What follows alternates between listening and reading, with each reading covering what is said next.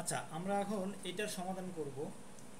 তো যেটা আমরা এখানে করব, 2√x, এটাকে এভাবে রাখবো এবং 8কে আমরা কিভাবে ভাঙাবো, 2 × 2 × 2।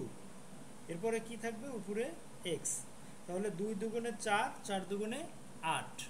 ওকে, তারপর আমরা যেটা করব, 2√x, এটাকে এভাবে রাখবো। এখন কি হয়, আমাদের এখানে 2-র উপরে পাওয়ার হিসেবে 1 আছে, এটাতে 1 আছে, এটাতে 1 আছে। তাহলে আমরা এই তিনটা 2 আমরা যদি একটা বেজ নেই, নিলে কি হবে, 1 + 1 + 1। এরপরে কি, উপরে কি আছে, x আছে। ওকে, এরপরে আমরা এটাকে কি করতে পারবো, 2√x ইকুয়াল টু 2 + 1 + 1 3 × x। এখন আমরা কি জানি, a⁴m ইকুয়াল টু a⁴ যদি n হয়, তাহলে কি হয়, m ইকুয়াল টু n। তাহলে এখান থেকে আমরা এই 2টাকে যদি আমরা a ধরি এবং এটাকে যদি আমরা m ধরি এবং এটাকে যদি n ধরি, তাহলে কি হবে, √x ইকুয়াল টু 3x। ওকে, এখন আমরা যেটা করব, উভয় পাশে কি করব, বর্গ করব। এটাকে আমরা স্কয়ার দিব, এই পাশে এটাকে আমরা স্কয়ার দিব। আচ্ছা, তারপরে কি হবে আমাদের, √x। √x মানে কি, x এর উপরে এই রুটের মান হলো হাফ, এটার উপরে আমরা স্কয়ার দিলাম। আর এখানে আমাদের কি, 3x, তার উপরে স্কয়ার। ওকে, এখন আমরা যেটা করব,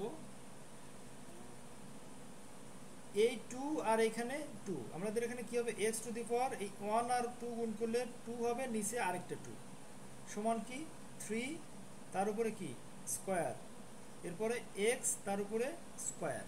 এটাকে যদি আমরা ভেঙে দিলাম, তাহলে কি হবে, x এর উপরে 2/2, তার মানে x এর উপরে 1 সমান সমান 3 × 3 = 9, আর x এর উপরে স্কয়ার দিলে x স্কয়ার।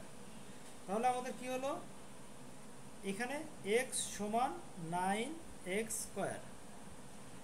ওকে, বা x minus 9x square equal to 0।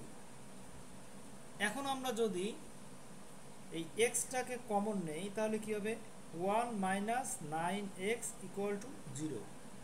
তাহলে এখান থেকে আমরা পাবো কি, x ইকুয়াল টু 0। অপরপক্ষে আমরা আবার কি পাবো, 1 মাইনাস 9x ইকুয়াল টু 0। আচ্ছা, এটাকে যদি আমরা সমাধান করি, বা মাইনাস 9x ইকুয়াল টু, এই 1টা এপাশে চলে গেলে -1, বা x ইকুয়াল টু কী হবে, -1, নিচে -9।